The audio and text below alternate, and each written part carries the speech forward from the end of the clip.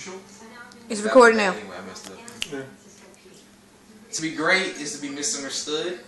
Art is the masterpiece created by our wildly running imaginations, and without imagination, life would be quite boring. Just think, art has and always will remain in our lives. With that being said, can you imagine living without art? Better yet, since we are imagining, can art imagine living without us? I would not say I'm an expert when it comes to art, but I know art when I see it, hear it, and feel it. During my journey of endless research, I ran across this phrase: art is long and life is short, which means there is so much knowledge to acquire that a lifetime is not sufficient. And with that being said, let's not waste any more time. Today I'll briefly go over what art is, the definition of it, what it was, the beginnings of it, and what it is today, the remainings of it. So I'll start you guys off with paragraph 1. What is art exactly? The mass noun, as OxfordDictionaries.com likes to call it, the expression or application of human creative skill and imagination, typically in a visual form such as painting or sculpture, producing works to be appreciated primarily for their beauty or emotional power.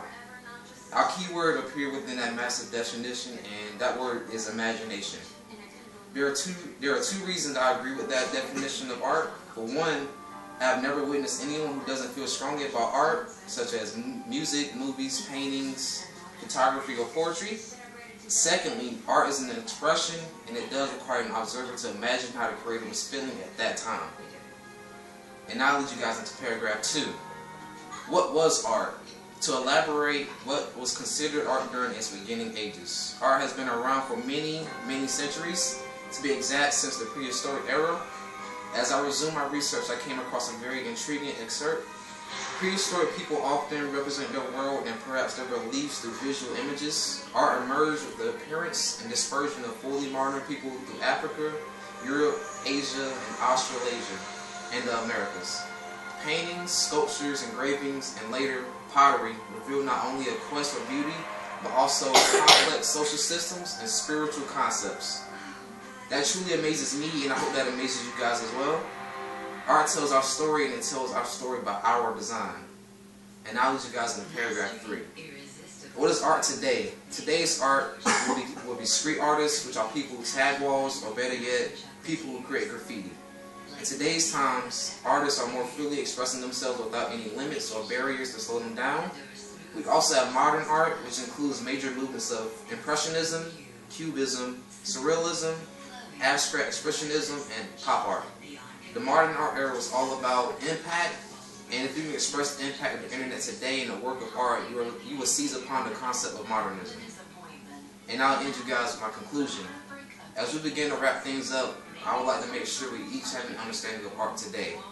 I have told you guys what art is, or giving you guys the mass definition, and what art was, and what art is today. I can't really fit every subject of art into this speech, but I did hit the main points that stuck out to me. I will all keep in mind that art is long and life is short, but we will understand how never-ending art expands. And I don't believe there's a family in this world who does not wake up to art. The children are either watching TV, and the parents are too. It is borderline insane to say art is not everywhere, for it is around you right now. So I want to thank you for your time, and this is my examples of art. And I also have this sculpture, I guess. You can call it sculpture. So, good.